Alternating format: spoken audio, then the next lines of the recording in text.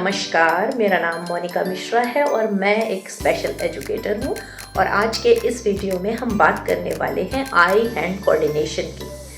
आई hand coordination एक ऐसा neuromuscular system है जिसका प्रॉपरली वर्क करना बहुत इम्पॉर्टेंट होता है। हम सभी में इसका सुचारू रूप से काम करते रहना बहुत ज़रूरी है। और जैसा कि हम सभी जानते हैं कि हमारे जो स्पेशल नीड्स बच्चे होते हैं उनमें आई हैंड कोऑर्डिनेशन वीक होता है बिकॉज उनका न्यूरोमस्कुलर सिस्टम वीक होता है। इस प्रक्रिया में दो टर्म्स इन्वॉल्व है, न्यूरो एंड मस्कुलर। ओके, जैसा कि नाम बता रहा है आई हैंड कोऑर्डिनेशन। आई हैंड कोऑर्डिनेशन का मतलब क्या हो गया? जो चीज़ें हमारी आंखें देखती हैं, जो हमारी आईज परसीव करती हैं, उनका एक विजुअल इम्प्रिंट हमारे ब्रेन पर बनता है और हमारा ब्रेन हमारे हैंड्स को एक कमांड देता है उस विजुअल इम्प्रिंट के अगेंस्ट काम करने के लिए। हमारी आंखें जब किसी चीज़ को देखती हैं तो हमारा ब्रेन हमारे हाथों को कमांड देता है कि आगे इस प्रोसेस में आपको क्या करना है और हमारे हाथ उसी तरह से आगे काम करते हैं। बट क्योंकि हमें पता है कि हमारे बच्चों का जो न्यूरोमस्कुलर है वो कम्युनिकेशन वीक है, जो उनकी आंखें देख रही हैं वो परसीव कर रहे हैं, वो इम्प्रिंट उनके ब्रेन पर बन रहा है, बट ब्रेन से जो कमांड्स हैं वो हाथ तक आते आते डिले हो रहा है। इस कम्युनिकेशन में डिले पाया जा रहा है जिसकी वजह से हमारे बच्चों का आई हैंड कोऑर्डिनेशन वीक होता है। और आई हैंड कोऑर्डिनेशन जैसा कि हम जानते हैं कि ये कोर होता है एडीएल एक्टिविटीज़ का। रोज़मर्रा की जो काम होते हैं उनका कोर है आई हैंड कोऑर्डिनेशन। अपने बटनों को बंद करना, अपनी शू लेसेस को बांधना, हमें आँखों से देखना होगा और अपने हाथों से वो काम करना होगा। आई हैंड कोऑर्डिनेशन हम रोज़मर्रा में हज़ारों चीज़ों में यूज़ करते हैं और यही कारण है कि जिसकी वजह से हमारे बच्चों को एडीएल स्किल्स को लर्न करने में भी दिक्कत होती है। हमारे लिए ये बहुत एक छोटा सा टर्म है। हमें ऐसा लगता है कि फटाफट से चीज़ें हो रही हैं, बट ऐसा नहीं है। ये एक बहुत ही लंबी प्रक्रिया है, एक प्रोसेसिंग है जिसमें न्यूरोफिजियोलॉजिकल प्रोसेसिंग लूप की तरह ये प्रक्रिया चलती रहनी चाहिए। लूप मतलब जब तक कोई चीज़ लगातार कंटिन्यूएशन में जब कोई चीज़ चल रही होती है तो उसको हम लूप कहते हैं। ये एक ऐसा प्रोसेसिंग सिस्टम है जिसमें लगातार जो चीज़ें हैं हमारी आइज़ जो देख रही हैं वो ब्रेन पे इम्प्रिंट होती रहे और हमारा ब्रेन फटाफट खटाखट हमारे हाथों को कमांड देता रहे और हमारे हाथ उस काम को करते रहे। बट यहाँ पर क्या है, इसमें बहुत सारे न्यूरोट्रांसमीटर्स इन्वॉल्व होते हैं।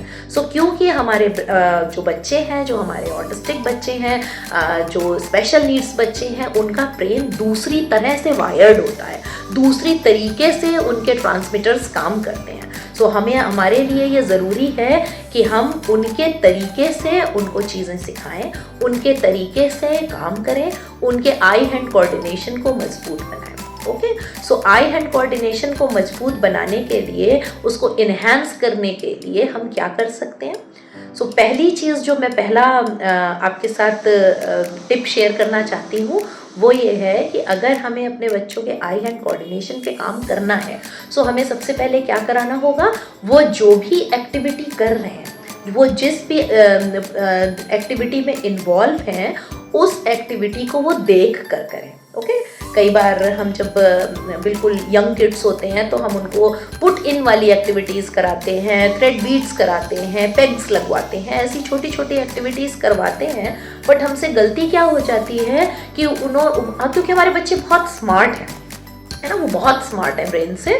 वो एक अपना सिस्टम बना लेते हैं। वो एक बार दो बार पुट इन एक्टिविटी करते हैं, फिर वो अपने हाथों को ऐसे सेट कर लेते हैं कि मुझे यहाँ से चीज़ उठानी है और यहाँ डालनी है, और फिर इसके बाद वो इधर देखते हैं या उधर देखकर अपना काम करते हैं, या फिर दूसरे हाथ में कोई टॉय लिया हुआ है उसको खेलते खेलते उन्होंने पुट इन एक्टिविटी फिनिश कर दी, या थ्रेड बीड भी वो अंदाजन बीड का जो होल है उसको छू कर फील करके उन्होंने उसमें थ्रेड बीड डाल दी, बट उन्होंने उसके तरफ फोकस नहीं किया, उन्होंने अपने आइज़ को उसके ऊपर कॉन्सेंट्रेट नहीं किया। ये गलती हमसे हो जाती है कि एक्टिविटी तो हो गई, हमारा फोकस रहा कि बच्चा मेरा एक्टिविटी फिनिश कर दे। हमारा फोकस ये नहीं रहता है कि जो वो कर रहा है वो उसकी तरफ देख कर फिनिश करें।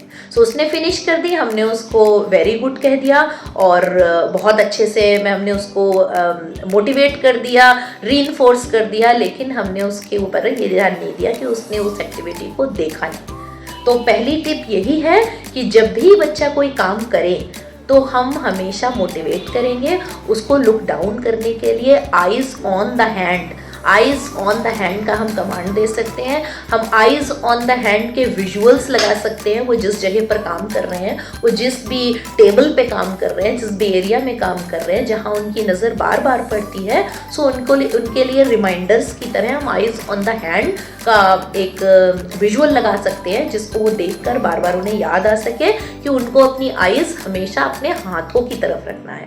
तो सो दैट वो जब चीज़ों को देखें तो उसका विजुअल इम्प्रिंट उनके ब्रेन पर पड़े और ब्रेन जो है वो कमांड को देने में सक्षम हो पाए। सो पहली चीज़ तो हमको ये करनी है कि आइज ऑन द हैंड का कमांड करना है, देना है।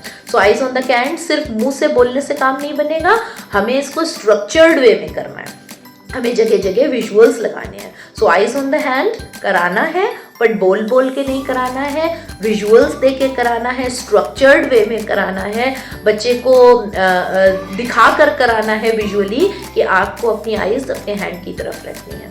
आपको करके दिखाना है, साथ में एज अ पार्टनर की तरह आपको भी दिखाना है कि देखो इस तरह से हम आइज को अपने हाथों पे रखेंगे। हाँ देखो, इसको फील करके देखेंगे, हम इसकी तरफ देखने की कोशिश करेंगे, ट्राई करेंगे इसकी तरफ हम देखने का। सो कुछ ये एक ऐसी टिप है जिससे बच्चों का आई हैंड कोऑर्डिनेशन इम्प्रूव होता है। बिकॉज आई हैंड कोऑर्डिनेशन जो है वो एक स्किल है और स्किल के लिए हमें ये बात अश्योर होती है कि स्किल्स को सीखा जा सकता है, उसको और रिफाइन किया जा सकता है, उसको इम्प्रूव किया जा सकता है with proper training, proper practice and specific technique.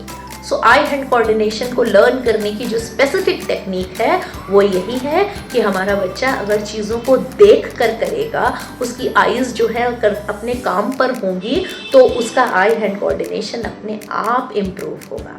So this is all about today, और आज के लिए इतना ही। आशा करती हूँ कि आपको ये वीडियो समझ में आया होगा, पसंद आया होगा, और मे भी शायद आपको ये जो टिप है ये आपके लिए फ़ायदेमंद साबित हो।